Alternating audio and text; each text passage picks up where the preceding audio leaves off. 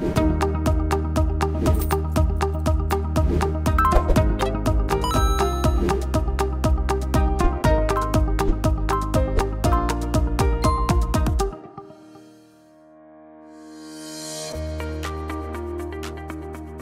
Финсават программасы, финансылық саваттуулық туралы. Көпчүлүк өзүнүн жеке ишкердүүлүгү тууралуу кыялданат, бирок эмнеден баштоону билбейт. Бұл программабызда биз бизнести баштоонун жол жобосу тууралуу кеп кылабыз. Алгач биз орто жана чакан бизнес деген эмне тактап алалы. Кичи жана орто бизнес бул товар өндүрүү менен алек болгон. Тейлөө кызматын көрсөткөн бир нече адамга иш орундарын түзүп берген ишмердүүлүктүн түрү.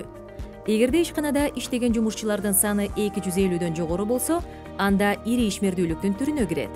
Ал эми ишканада 50гө чукул адам эмгектенсе, ал кичи бизнести түзөт. Ооба, мен өз бизнесим менен алектенгим келет. Бирок чыгымга учурабаш үчүн жакшы бизнес планды талап кылат жана баштапкы капитал керек болот.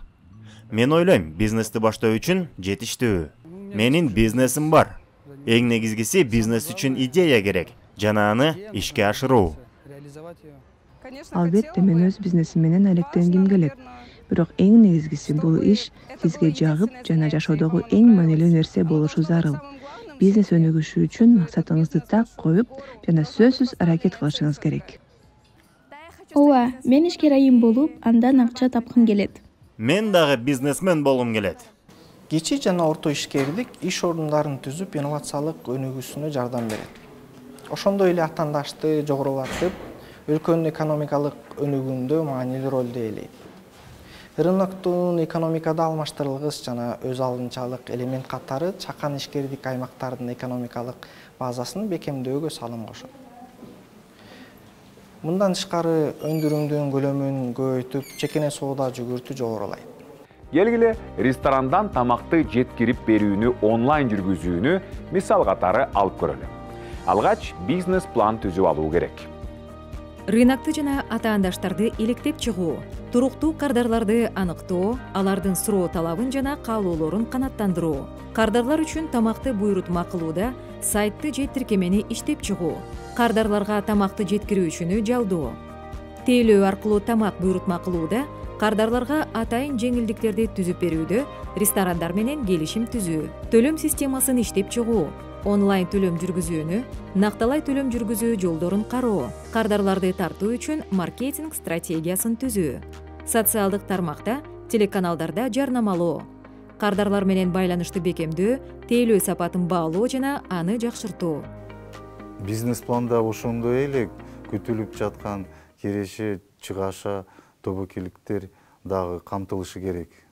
Эгерде атаандаштар төмөндүлгөн баа менен тейлөө кызматын көрсөтсө, киреше аз болушу ыктымал. Тамактын сапатына, курьердин жеткирүүсүндө кемчиликтер байкалышы мүмкүн. Күтүлүп жаткан кирешелер төмөнкүлөрдү эске алуу менен түзүлөт.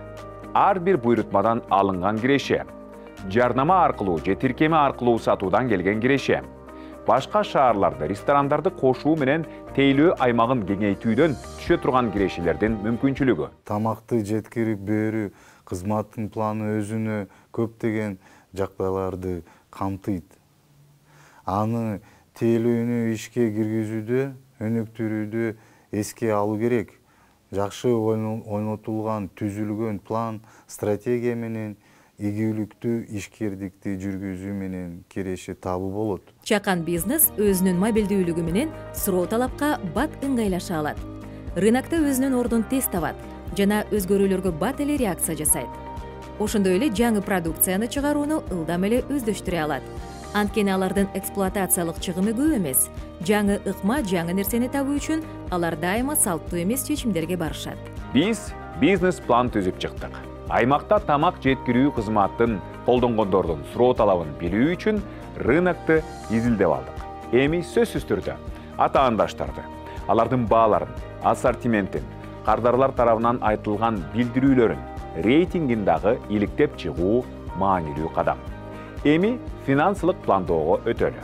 Ишкердикти ийгиликтүү ишке ашыруу үчүн финансылык план түзүү зарыл. Инвестицияга зарыл сумманы тактап алуу маанилүү. ижарага кеткен чыгым, жабдууларын сатып алууга жумшалган каражат, жумушчулардын айлыгы жана башка ушул өңдүү маселелерди алгач тактоо талап кылынат. Мындан тышкары бир күндө канча буйрутма берилерин билип, бир күндө орточо кирешесин саноо зарыл. Бизнести каржылоодо бир канча түр болот. Аны изилдеп салыштырып көрүшүбүз керек. Банктар. Кичи жана чакан бизнес үчүн банктарда насыялардын түрү көп. Сиз болгону өзүңүздүн бизнес план менен банкка кайрыласыз.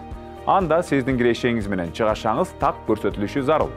Ар бир банктын пайыздык төлөмдөрү ар кандай болот. Албетте салыштырып, талдап көрүп, ыңгайлуусун тандайсыз. Мамлекеттик программалар. Кыргызстанда кичи жана орто бизнести колдогон көптөгөн программалар бар.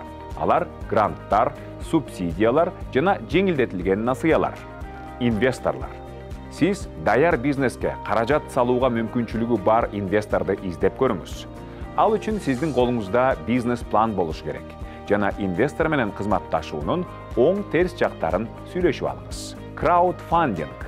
Бул каржы издөөнүн жаңы ыкмасы. Сиз өзүңүздүн планды атайын платформада көрсөтүп, ага адамдарды каржы салууга үндөйсүз. Фонддор жана ассоциациялар.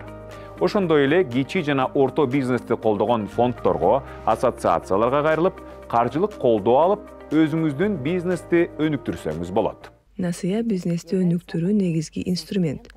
Ал сатуунун көлөмүн көбөйтүүгө жана кирешени жогорулатууга, жаңы багытта кетүүгө жардам берет. Бирок ишенимдүү киреше алуу үчүн насыя алууда анын тобокелдиктерин салмактап көрүү зарыл.